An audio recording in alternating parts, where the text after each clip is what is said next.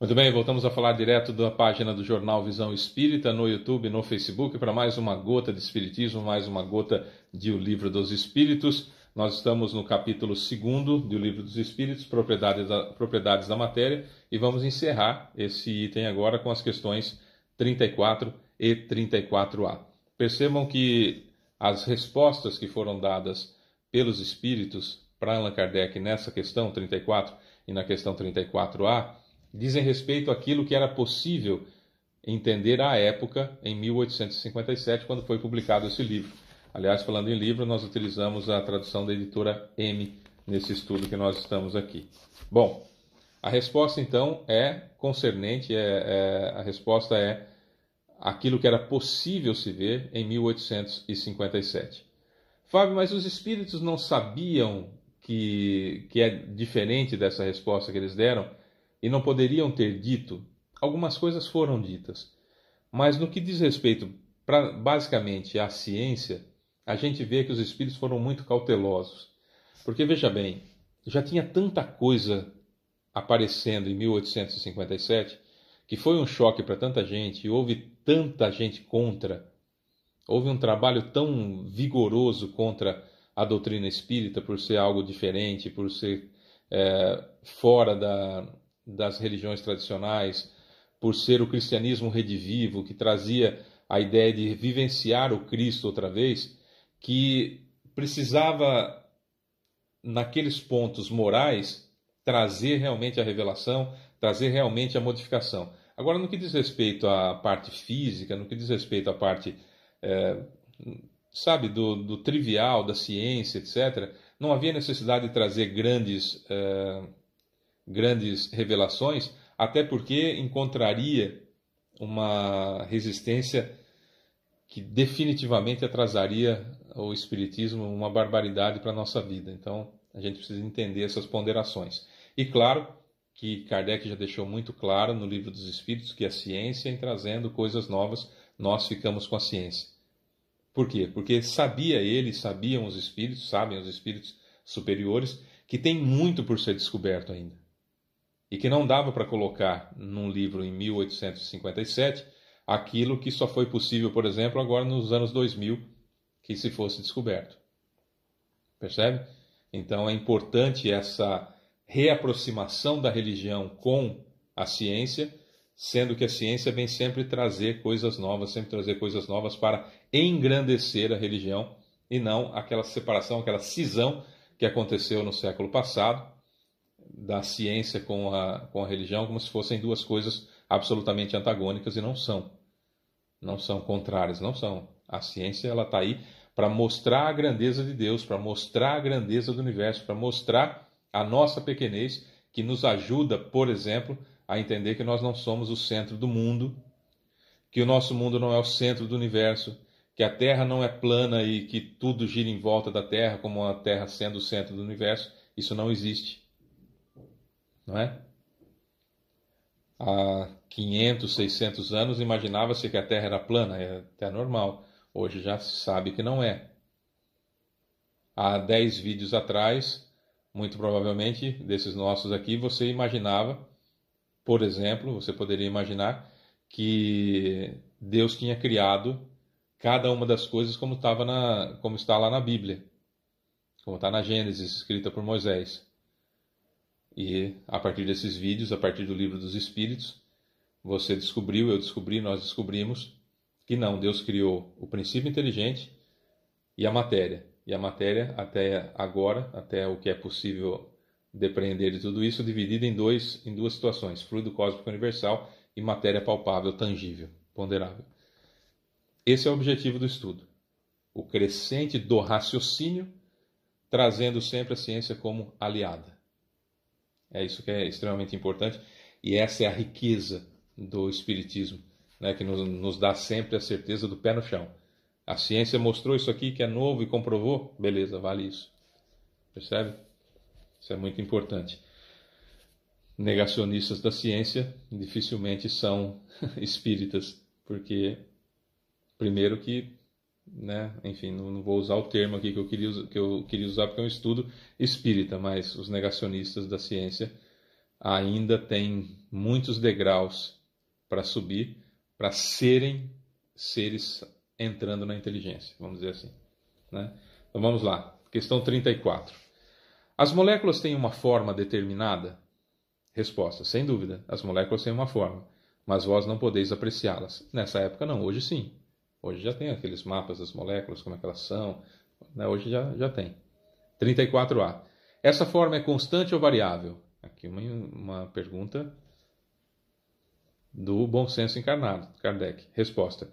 Constante para as moléculas elementares primitivas, mas variável para as moléculas secundárias, que são apenas aglomerações das primeiras, pois o que chamais de molécula ainda está longe de ser a molécula elementar. Pô, fantástico, beleza. Então vamos lá. As moléculas têm uma forma definida? Tem uma forma definida. Ah, vocês não podem ver. Em 1857 não, hoje já. Hoje em 2022 já tem como ver. Já sabemos como são as moléculas, qual é a composição, enfim, dá para saber, né?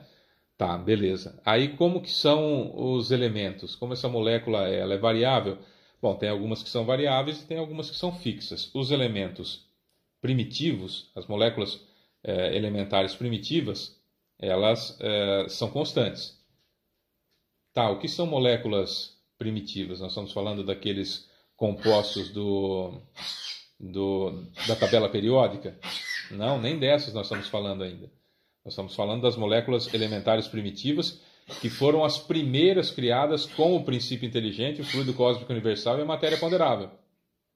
Certo? Ah, o meu linguinho está tossindo aqui. Meu linguinho. Enquanto eu estou fazendo o estudo aqui, o meu linguinho fica comigo aqui, ele está tossindo, tadinho. Né? Então, só para a gente poder entender, o que é uma molécula elementar primitiva? Seriam as primeiras moléculas criadas com o princípio inteligente, o fluido cósmico universal e a matéria ponderável. Essa ainda nós não chegamos. Essas são constantes. Todas as demais estão em movimento e têm um começo e um fim. Certo? Qual é a grandeza de tudo isso que a gente estuda o Livro dos Espíritos, que a gente fala, poxa vida, que coisa maravilhosa. Os mais céticos vão dizer assim, ah, Fábio, mas o Kardec não trouxe a resposta que a gente queria. Eu acho que é muito difícil trazer a resposta que a gente queria. Por exemplo, quando se fala sobre espíritos que as outras religiões chamam de anjos guardiães, que a gente chama de guia espiritual.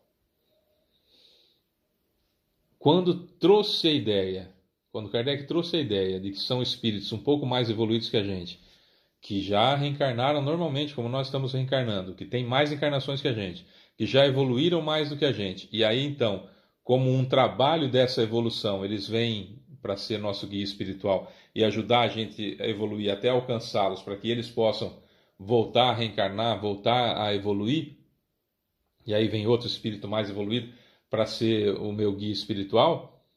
Isso foi uma revolução que quem pensava assim até pouco tempo atrás era herege. Poderia ser queimado numa fogueira. Certo? Então a gente precisa entender que tem coisas que nós precisamos que sejam, aspas, descobertas. E no que diz respeito à parte física, à parte material, nós sabemos que existem os elementos primordiais, princípio inteligente, fluido cósmico universal e matéria ponderável, matéria tangível, palpável, e que tudo surgiu a partir daí. A ciência agora vai nos dando mais informações, a gente vai enchendo o leque de informações, o espiritismo fica cada vez mais completo, fica cada vez mais recheado de informações e cada vez mais comprovado, beleza.